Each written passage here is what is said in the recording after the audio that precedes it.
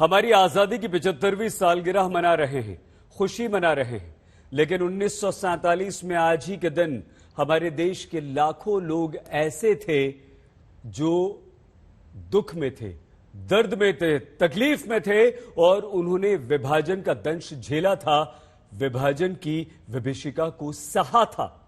और आज प्रधानमंत्री नरेंद्र मोदी ने यह कहा है कि हम उस दर्द को याद करेंगे, उस दर्द को सहेजेंगे, इसलिए ताकि हम इतिहास से सबक ले सकें। और उन्होंने विभाजन विभीषिका स्मृति दिवस मनाने का आज के दिन फैसला किया। अभय जी, तो इसमें आपको बुरा क्यों लग रहा है?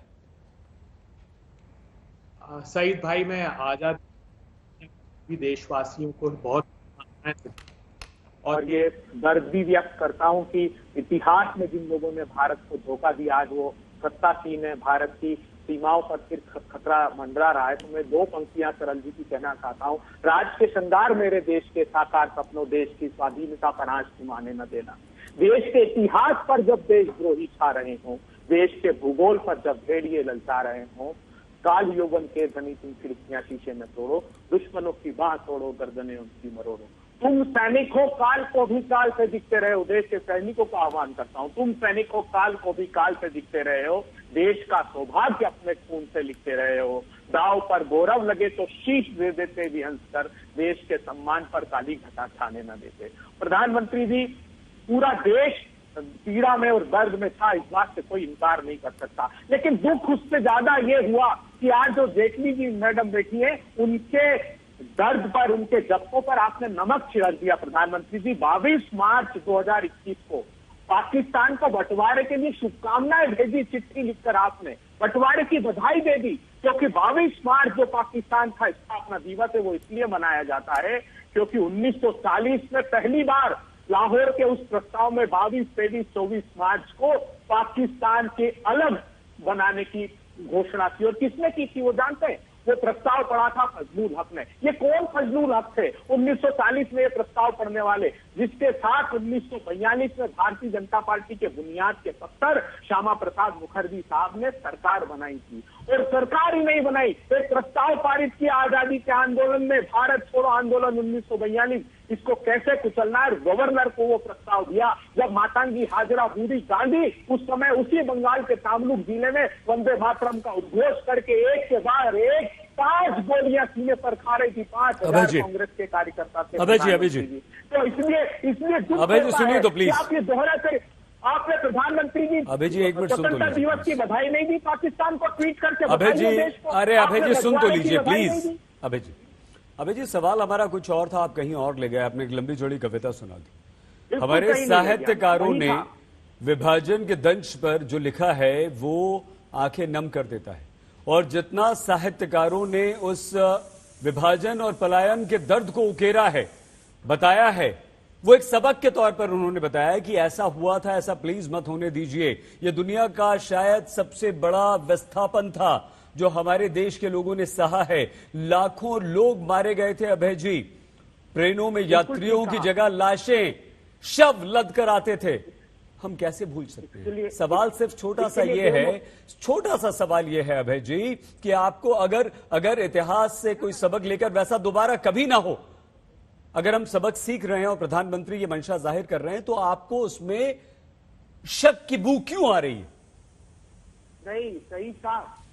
मैं सिर्फ विश्वास से कहता हूं, पूरे ये शमशान कब्रिस्तान 2-0 दोहराया जा रहा है। उत्तर प्रदेश का चुनाव है, खुद ये मता। प्रधानमंत्री जी भली भांति जानते हैं, 2 लोग जो जिम्मेदार थे 1906 में जन्मी मुस्लिम लीग और राष्ट्रीय स्वयंसेवक संघ बंटवारे के लिए जिम्मेदार थे। ये 2 नेशन थ्योरी 1943 प्रेस कॉन्फ्रेंस ली सावरकर साहब ने और कहा कि जिन्ना जी की बात से ठीक है, हमारे सवाल का जवाब आपने दे दिया अभय जी, और बहुत समय हो गया है। आपको आगे और भी समय मिलेगा।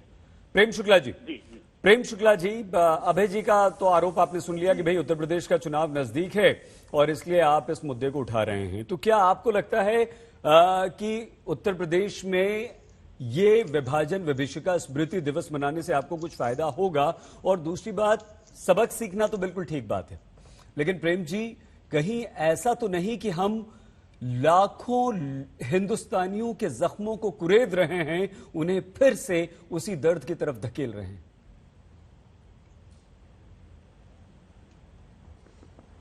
देखिए, इतिहास में कई बार जो अपराध बोध होता है वो वर्तमान में भी वर्तमान नेतृत्व को भी पीड़ित प्रताड़ित करता है। ये सत्य है कि भारत के विभाजन के निर्णय पर हस्ताक्षर करने वाले दो प्रमुख लोग थे, एक जवाहरलाल भारत से थे, दूसरे जिन्ना पाकिस्तान से थे, और उसके कारण जो मुस्लिम लीग का डायरेक्ट एक्शन हुआ और भारत का जो विभाजन हुआ उसके कारण लाखों भारतीयों का कत्लेआम हुआ, करोड़ों भारतीय विस्थापित हुए, हजारों महिलाओं पर बलात्कार हुआ, सिखों, हिंदू और बंगाली हिंदू महिलाओं को जो है किस तरह से कुओं में जाकर आत्महत्याएं करनी पड़ी।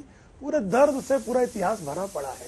अब उस दर्द को याद करने से चुनावी फायदा हो जाएगा, यह वही कर सकता है जो इंदिरा जी की हत्या के बाद 10,000 निर्दोष सिखों का कत्लेआम करके चुनाव जीत ले। तो साहब, आप इस तरह के जो है कत्लेआम करने की आपकी आदतें रही हैं। जवाहरलाल जी ने जो है 10 लाख लोगों के कत्ल को अलाउ किया, उसको स्वीकारा, और उसको इसलिए आप याद नहीं करते रहे।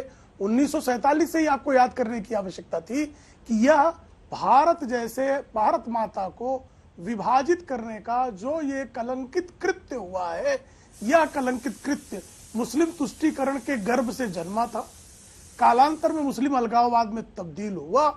आज भी तुष्टीकरण और अलगाववाद की एक लॉबी इस देश में सक्रिय है, जो अफजल गुरु को फांसी लटकाने पर अफजल हम शर्मिंदा हैं, तेरे कातिल जिंदा हैं के लोग नारा लगाने वालों के लिए ताली बजाने श्रीमंत राहुल गांधी भी पहुंच जाते हैं।